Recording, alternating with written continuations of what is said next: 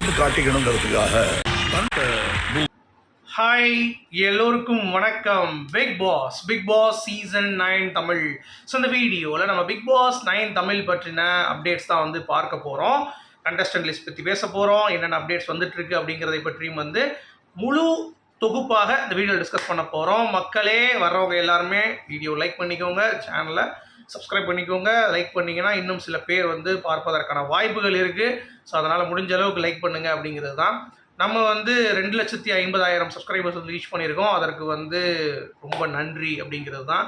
So big pass ஆடியன்ஸை தாண்டி நமக்கு ஈக்குவலாக வந்து பார்த்திங்கன்னா இப்போ ட்ரெண்டிங் டாபிக்ஸ் பேசுகிறதுக்கும் வந்து நல்ல ரெஸ்பான்ஸ் வந்து கொடுத்துட்ருக்காங்க மக்கள் அப்படிங்கிறதுக்கு. அதற்கு ஒரு நன்றிகள் தெரிவித்து விட்டு நாம் வந்து வீடியோக்குள்ளே போகலாம்.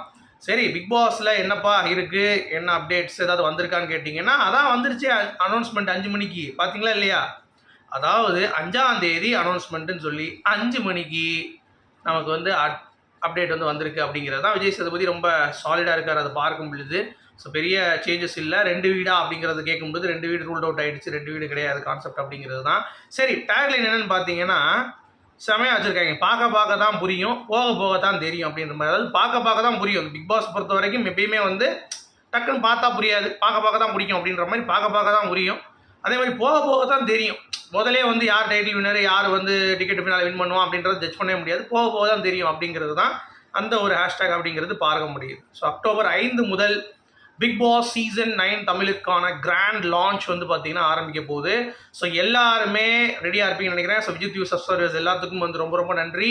ஸோ சேனலை சும்மா தெரிக்க விடுங்க. ஃபுல்லாக 3 மாதம் செம வைப்பு வந்து கொண்டு போகலாம் அப்படிங்கிறதுல எந்த ஒரு மாற்று கருத்தும் இல்லை. ஸோ வழக்கம் போல் பிக் பாஸ்னாலே விஜித் தான் அப்படின்ற மாதிரி இறங்கி செய்கிறதுல நம்ம ஃபன்னான ரிவ்யூஸ் ஒரு பக்கம், இன்னொரு பக்கம் நிறைய சின்ன செஷன்ஸ் மாதிரி வந்து பிளான் பண்ணியிருக்கேன். ஸோ நிறைய விஷயங்கள் வந்து நம்ம வந்து இந்த வட்டம் வந்து பண்ண போகிறோம் அப்படிங்கிறத நான் வந்து இங்கே தெரிவிச்சுக்கிறேன். லைவ் சேட் இந்த மாதிரி ஏகப்பட்ட விஷயங்கள் கொண்டு வர போகிறோம்.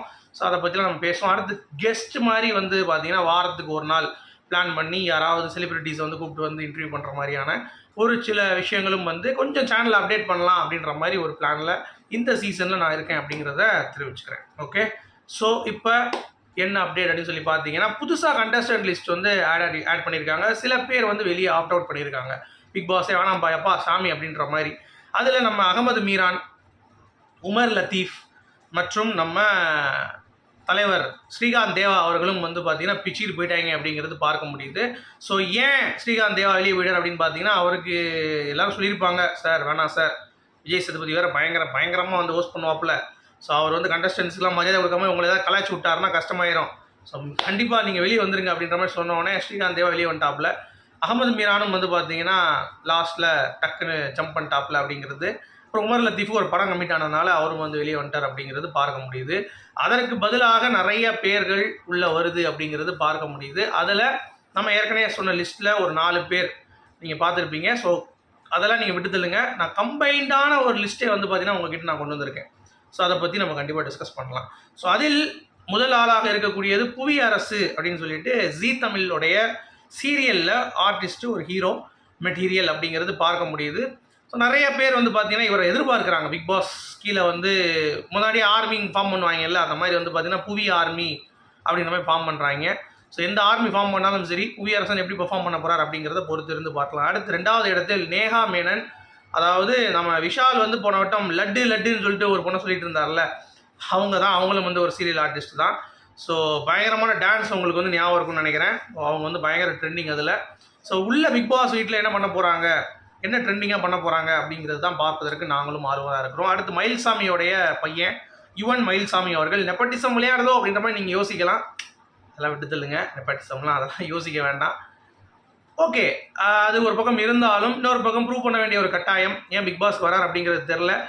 டு ஷோ ஹிஸ் ஃபேஸ் அப்படிங்கிற மாதிரி கூட சொல்லலாம். ஏன்னா மயில்சாமியோட பையங்கிறப்ப யாரும் ரெகனைஸ் ஆக மாட்டாங்க. பிக் பாஸில் வந்து யுவன் அப்படிங்கிறப்ப ஒரு லெவலுக்கு ரீச் ஆகும் அப்படின்றதுனால மேபி அவர் வராரா அப்படிங்கிறத பொறுத்து இருந்து பார்ப்போம். அடுத்து ஜனனி அசோக்குமார் அவர்கள், இவங்களும் சீரியல் ஆர்டிஸ்ட் தான், சீரியல் ஆக்ட்ரஸ்ஸு. ஸோ என்னை பொறுத்த வரைக்கும் ஒரு ப்ராமிஸான ஒரு யங் டேலண்ட் அப்படின்ற மாதிரி சொல்கிறாங்க. நிறைய பேர் வந்து பார்த்தீங்கன்னா இவங்களுக்கு ஒரு பொட்டன்ஷியல் இருக்குது, ஐஸ்வர்யா தத்தா மாதிரி அந்த மாதிரி வந்து பார்த்தீங்கன்னா கொஞ்சம் கேமாக ஒரு விஷுவல் பண்ணி ஆடுவாங்க அப்படின்ற மாதிரிலாம் வந்து இப்போயே வந்து கமெண்ட்ஸ் நிறையா பார்க்க முடியுது. ஸோ அவங்க என்ன பண்ண போகிறாங்க அப்படிங்கிறத பார்ப்போம். அடுத்து ராஜவேலு கேபிஒய். நான் ஏற்கனவே சொன்ன மாதிரி கேபிவேலேருந்து ராஜவேலு, லுல்லு சபாலேருந்து ஜீவா அப்படின்ற அந்த காம்பினேஷன் அப்படிங்கிறது வந்து பார்த்தீங்கன்னா கண்டிப்பாக பயங்கரமாக ஒர்க் அவுட் ஆக போகுது அப்படிங்கிற மாதிரி தோணுது. ஏன்னா ஜீவா பொறுத்த வரைக்கும் நான் ஏற்கனவே சொன்னேன், அவர் வந்து வேறு லெவலில் லுல்லு சபாவை சந்தானத்துலேருந்து எலிப்ரேட் பண்ணிகிட்டு இருந்தார். ஸோ இப்போ அவருக்கு பட வாய்ப்புகள் இல்லாதனால இப்போ ப்ரூவ் பண்ண வேண்டிய ஒரு கட்டாயம் இருக்கிறதுனால கொஞ்சம் இவங்க 2 பேருக்குள்ள ஒரு காம்பினேஷன் நல்லாயிருக்கும் அப்படின்னு நான் எதிர்பார்க்குறேன். ஸோ வெயிட் பண்ணி பார்க்கலாம். அடுத்து வந்து பார்த்தீங்கன்னா இர்ஃபான் சைனி அப்படின்ற மாதிரி நம்ம முகேன் ராவோடைய ஃப்ரெண்டு, மலேசியாவில் ஆக்டர் அவர். ஸோ அவரும் வந்து உள்ளே வருவதற்கான வாய்ப்புகள் இருக்குது. ஸோ அவர் வந்து முகேன் ராவ் டைட்டில் வின் பண்ணிட்டாரு.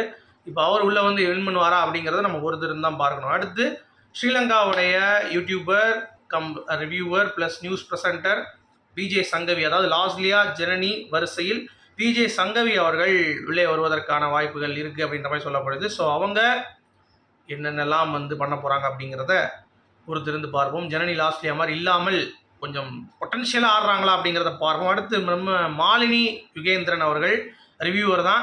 ஸோ இவங்ககிட்ட நம்ம தாமரை அந்த ரேஞ்சுக்கு ஒரு ஆட்டத்தை எதிர்பார்க்க போகிறோம். ஸோ உள்ளே வந்தால் எவன்ட்டையும் பயப்படாமல் அடிச்சு நொறுக்கிற மாதிரியான ஒரு ஆட்டம். ஒரு ரிவ்யூவருங்கிறப்ப ஒரு ப்ராப்பராக ஒரு முதல் ரிவ்யூவர் உள்ளே போய் ஒரு வேட்டை ஆடுறது அப்படிங்கிற ஒரு சம்பவம் இருக்குல்ல. ஏன்னா போன ரவீந்தர் வந்து புஷ் ஆகிட்டாப்ல.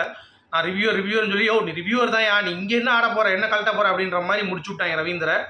அடுத்து நமக்கு ப்ராமிஸாக தெரியுறது மாலினி தான். ஸோ வெயிட் பண்ணி பார்க்கலாம் என்ன பண்ண போகிறாங்க அப்படின்னு சொல்லிட்டு. அடுத்து இப்போ புதுசாக ஒரு பாயிண்ட் ஆஃப் வியூவில் ஒரு அகோரி உள்ளே வராரு அப்படின்ற மாதிரி தகவல் வருது. என்னையா சொல்கிற அப்படின்றீங்களா? ஆமாங்க, அகோரி கலையரசன் அப்படின்ற மாதிரி டே யாராவே அப்படின்ற மாதிரி தான் இருக்குது. உள்ளே வந்து ஏதாவது ஜூனியர்னே வச்சிட போகிறேன் அப்படின்ற மாதிரி இப்போல்லாம் கொஞ்சம் கட் பண்ணி கொஞ்சம் தெளிவாக தான் இருக்கேன் பார்க்குறதுக்கு. இவன் எதிராக உள்ளே கூட்டு வரீங்க, புதுசாக இருக்கே அப்படின்ற மாதிரியான ஒரு விஷயம் வந்து இருக்குது. அதாவது நம்ம திவாகருக்கு சலிக்காத இவர் தான். ஆனால் இவர்கிட்ட கொஞ்சம் டேலண்ட் இருக்குங்க. பறை இசை கொஞ்சம் அவங்க ஒய்ஃபு எல்லாம் சேர்ந்து ஆடுவாங்க. கொஞ்சம் நல்ல டான்ஸர் வேறு, ஓரளவுக்கு நல்லா பாடுவாப்பில், டேலண்ட் இருக்குது, எல்லாமே இருக்குது. பட் இந்த அகோரின்ற ஒரு சாப்டர் அவர்கிட்ட எடுத்துட்டோம் அப்படின்னா கலையரசன் வந்து பார்த்தீங்கன்னா ஒரு நல்ல கண்டஸ்டண்ட்டாக எனக்கு தெரியுது. ஸோ வெயிட் பண்ணி பாருங்க. அது போக கோமாப்பட்டி தங்கப்பாண்டி அவர்கள். அடுத்து பிளாக்கி ஸ்டார் அப்படின்ற மாதிரி வந்து சொல்கிறாங்க. பட் அது வந்து வராரா அப்படிங்கிறது தெரில. அவங்க பேர் வந்து இப்போ லேட்டஸ்ட்டாக அடி ஆகுது. அதாவது நீங்கள் கோமாப்பட்டி கூட ஒருத்தர் சுற்றிட்டு இருப்பார்ல, அவர் தான்.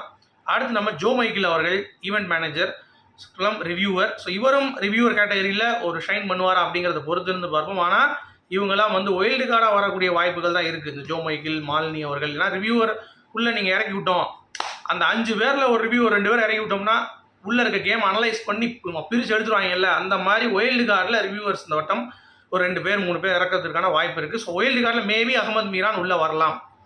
ஓகே, ஸோ அகமது, மாலினி, அப்புறம் வந்து பார்த்தீங்கன்னா ஜோ மைக்கிள் அவர்கள். ஸோ அந்த 3 பேர் உள்ளே வருவதற்கான வாய்ப்புகள் இருக்குது. அடுத்து ஆங்கர் சைடில் வந்து பார்த்தீங்கன்னா விஜே பார்வதி மற்றும் விஜே சோபனா அவர்கள். இந்த 2 பேருடைய பேர் வந்து பார்த்தீங்கன்னா இருக்குது. ஸோ 2 பேருமே ஒரு ஸ்ட்ராங்கான ஒரு லேடிஸ் அப்படிங்கிறது தான். அது விஜே பார்வதி அதனுடைய பயங்கரமான ஒரு வேர்ஷன். ஸோ பார்ப்போம் வீடியோ எந்த அளவுக்கு கலக்க போகிறாங்கன்னு சொல்லிட்டு. அப்புறம் அஸ்வின் குமார் ஏகே. நம்ம சொன்ன மாதிரி அஸ்வின் வந்து எப்பயுமே ஒரு கெத்தான ஒரு கண்டஸ்டன் அப்படின்ற மாதிரி ஃபார்ம் ஆகி கடைசி வந்து பார்த்தீங்கன்னா கதை கேட்கும்போது தூங்கிட்டேன்னு சொல்லிட்டு முடிச்சு விட்டாங்க. ஸோ அதனால் இந்த வட்டம் வந்து பார்த்தீங்கன்னா பிக் பாஸில் தூங்காமல் ஒரு விளையாடுவார் நான் எதிர்பார்க்குறேன். அடுத்து அமிர்தா ஸ்ரீனிவாசன் அவர்கள் தேட்டர் ஆர்டிஸ்ட்டு. ஸோ அவங்களுடைய பர்ஃபார்மன்ஸ் எப்படி இருக்க போகுது அப்படிங்கிறத பார்ப்போம். அடுத்து இந்த அரோரா சிங்க்ளேர் மற்றும் Scindia violin. So Scindia violin வந்து சாண்டி மாஸ்டருடைய ஒய்ஃபோட தங்கச்சி. அவங்க வந்து பார்த்திங்கன்னா ஒரு டான்ஸர் தான். அரோரா சிங்க்ளேர் வந்து பலூன் அக்கா, சும்மா 4 மணி போஸ்ட்டுக்காக ஒருத்தவங்களை கூட்டு வருவாங்களே அந்த மாதிரி. அப்புறம் ஆங்கர் ஜெகன். சரிங்க, திருநங்கை யாரும் வரலையா அப்படின்னோடனே இப்போ ட்ரெண்டிங் ஆகிட்டு இருக்காங்க ஒரு திருநங்கை, தெரியாதா? நாஞ்சில் லெஜண்ட் மேட்டரில் வைஷு அவங்களோட பேர் அடிபடுது. அப்போ இதுக்கு தானே இவ்வளோ வேஷம்? என்னப்பா பிக் பாஸ்னால் ட்ரெண்டிங்காக இருக்கணும், 4 கேஸ் சொல்லணும், பொறுக்கித்தனம் பண்ணியிருக்கணும், உங்கள் மேலே வந்து பார்த்தீங்கன்னா கேஸ் ஃபெயில் ஆகிருக்கணும், இல்லை எஃப்ஐஆர் ஃபெயில் ஆகிருக்கணும் அப்படிங்கிற மாதிரி தான் பிக் பாஸ் கண்டஸ்டண்ட்டாக நீங்கள் உள்ளே போக முடியும் அப்படின்ற அந்த கேட்டகரி தான். ஸோ அதில் திருநங்கை வயசு உள்ளே வருவாங்களா அப்படிங்கிறத பொறுத்திருந்து தான் பார்க்கணும். ஸோ இதுதான் கம்ப்ளீட்டாக நமக்கு கிடைத்த வந்து ஒரு லிஸ்ட்டு. ஸோ வெயிட் பண்ணி பார்க்கலாம் இதுக்கு மேலே ஏதாவது வந்து சுவாரஸ்யமாக நமக்கு வந்து கிடைக்குதா அப்படின்னு சொல்லிட்டு.